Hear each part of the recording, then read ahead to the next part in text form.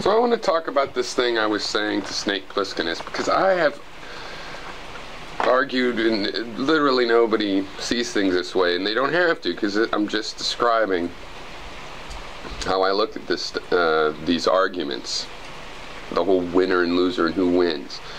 You know, everybody seems to think that there's ways that you get points in the system, but none of them really count. You know, like having subscribers.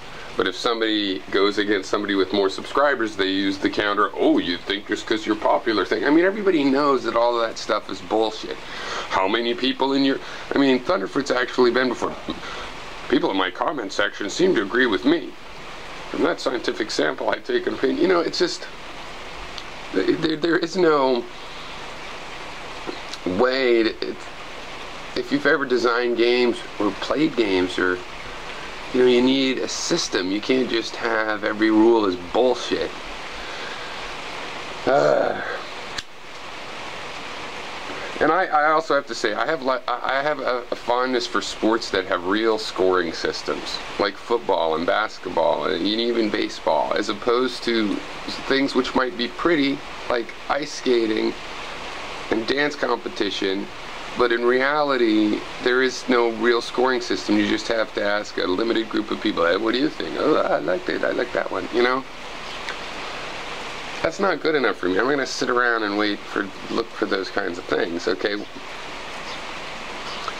So I see myself as one way or another. There's, you know, like you can describe it as RGB or CMYK. It's still that color spectrum, and you're trying to describe it. There can be different ways of doing it. Okay, so the general thing is that I'm trying to collect attitudes, opinions, perspectives, angles, on what I think about consciousness. All right, my position, which ones I hold solidly, which ones I think are more theoretical. Okay, first of all, I don't think rocks are conscious. Okay, I don't think they have awareness, rather. That's another thing. People are saying the word conscious. Yeah, that kind of is loaded. I'm not going to totally give up on using that word sometime, but what I'm emphasizing in these simple life forms is awareness, meaning they have perceptions. You know, they don't know they're a perceiving thing, they don't read dictionaries, but they can like bump into things or say, oh, that's too warm over there, and the way they would perceive that is it's uncomfortably warm, and they would move. Okay, so the stimulus response is like us. Okay, I don't think rocks have that kind of awareness. I don't think anything non-living has that kind of awareness. There might be some borderline case that would be interesting if we were to get to that amount of resolution. I think all eukaryotic life has that, and I tend to think all life, period, has it. Okay, now it should be obvious why that's of interest to some people, but I mean, to be specific, it's like sometimes, you know, like I said, I've always liked to write, and I noticed when I was young writing, and all the time writing, it's like it draws a lot of little extra bits of information. I remember when I was really young thinking, Jesus, I don't even know how big a normal living room is.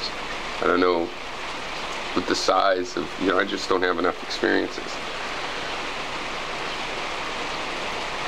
And where that remains difficult is with people, kinds of people, you know, because if you make a character, and this is just a metaphor for how it pertains, you know, it's not like this isn't why I do it, it's the other way around. Probably I write to use this kind of stuff. I just am interested in where people are coming from. But what I was getting at, and I'm making it too long of a story, is just that sometimes people have opinions that even if I could have guessed, maybe somebody would think this way, it would seem far-fetched. And then you find people with those opinions, and then it's like, not only can you go, wow, that really can happen, but you can look into it and find out, how does that, you know, clock tick?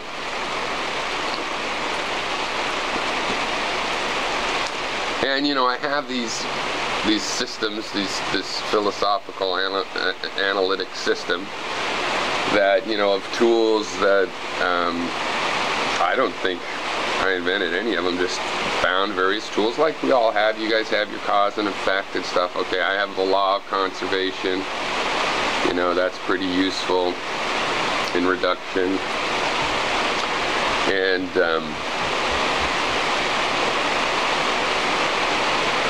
it's from this process, you know, I can see, I don't have to agree with someone to see, look, that's a neat little tool, look how he pried open that, you know, cashew nut with that interesting little tool. And for a long time I've had this approach of what I just said to Snake. Right? The idea, the little game in my head is, you see somebody saying something and you just get, even if it's you feel very clear on what they've said, really you have, the first thing is an emotional, visceral reaction. That's why I watch videos or parts of videos. You know, like I'll watch a video through and then I'll play it in the background and let it attract my attention and kind of pay attention to it. Or maybe I'll watch it all the way through multiple times, but I scan it a little bit is the point, because you got to work through, sure, there's a visceral reaction, then you hear words, then you hear phrases you missed the first time because of the visceral reaction, and you realize, oh yeah, there was a visceral reaction, I thought I had, and it's like a scanning process.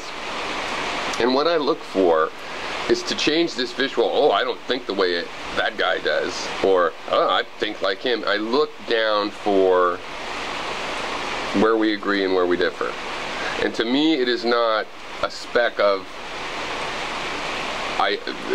positions. It's not just specks of them. It's not just points that are then categorized.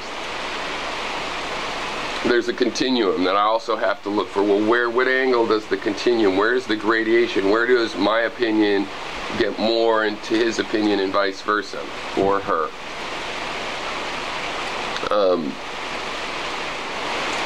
I don't think that consciousness could be produced computationally by a Turing machine. I know a lot about Turing machines, and I don't see any entry point for consciousness, because they truly are designed to simulate well determinism. Now, sometimes they're non-deterministic because things happen in a computer.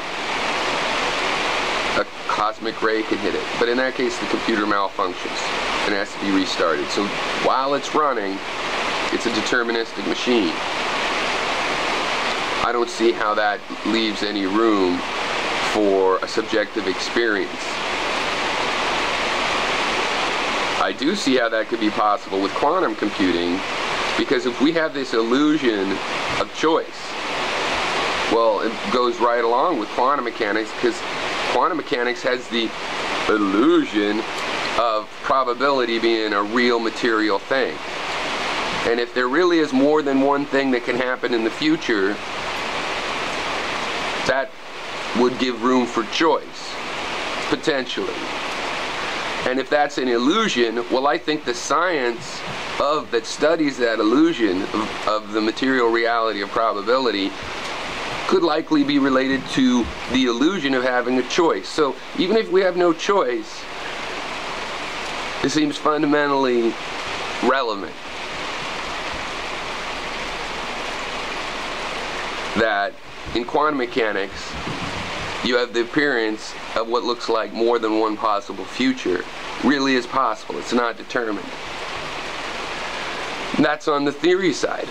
But I'm, placing my bets, just like I did several years ago when I said, you know what, they're going to find out there's quantum mechanics all in biology. When they first did the very first stuff on photosynthesis, and all they've done since then is confirm it and find other things and other candidates. I think the brain is doing quantum computation. That's why the idiot savants can do some of the things they can do. They can tell you what's a prime and factor huge numbers instantly. I feel I am smirking a lot lately. Partly it's because I made this decision that it wasn't particularly, helpful, that if I'm dealing with something ludicrous, not to call it ludicrous or stupid or something. The other thing is just that it is ludicrous that I'm explaining this to you guys. But I get good feedback. So it's like one of them absurdities that Camus was talking about. So, and this kind of video is actually, doesn't feel ludicrous to me. This feels substantially, you know, straightforward, but I know it won't be taken that way, so that's what makes it feel ludicrous again. Okay. And I find, you know, I can do this, and you only need a certain amount of cooperation from the other person. I mean, however much they go off on these crazy ponage kind of tangents that introduces noise, but even then, there's some information can be pulled out of that from a reductive process. So you'll find out what is like the strongest position in this topic you're discussing that you agree on with the other person or people. Like with Ephesus, I agree. Look at the world. It sucks, man. It's not okay. It's not okay this way. You can try to mind your own business, but I don't know about you, but I was 15 and I was like, yeah, I'm an individualist, man. I'm a rugged individualist. I'm going to take my shoes and my pants and my clothes. I'm just going to be an individual. And you look at your shoes and you go, Jesus Christ. There's like 30 different materials in there. Each of those materials is processed 2 or 3 or 4 times till it even gets to the shoe factory. We got hundreds of people involved in your shoes. I guess if you want to be that rugged of an individualist, you better go barefoot until you make your own shoe. Right? So there is no just ignoring the world. You get a certain amount of power, you got to pay attention to the world. You have the power to wear shoes that are pulled from all over the world. Yeah, it matters. The world sucks, including specifically the places and the way they make that shoe for you. So you got to pay attention to the world. And it's in a pretty sucky state. That's about the limit of my agreement with Ephesus. Where do we start disagreeing? Well, there's a whole spectrum of that. And in my visualization, there's gradient ladders between these things, where the one transforms into the opposite, where the green transforms into the red. Because those are quantum computational tricks. It doesn't mean we're going to be magic. No, what you see is what you get. This is how the human mind is as limited as we experience it. But compared to being totally restrained, is doing okay. I wouldn't expect more. So that's just the theory, because I like to make predictions, and we'll just watch and see how that goes out. I think quantum computation is related to the subjective experience of consciousness. And if I'm wrong about that, well, then it's some physics, the theory of everything that we haven't even figured out. I know it's not in classical dynamics, because classical dynamics is a well-defined system, and I can see there's no room in that system for subjective consciousness. I think there is in the quantum mechanical realm. If I'm wrong there, then it'll be the next one. And I have long thought that paramecium were conscious of their little teeny tiny environment and the stuff that they could understand from their behavior. But learning more about their biology, they could have a little tiny quantum computer. And that could explain why a little sack of gel can wriggle around and move around like it's sensing things and experiencing its environment and reacting to it just like any other living thing would. So consider that clarified.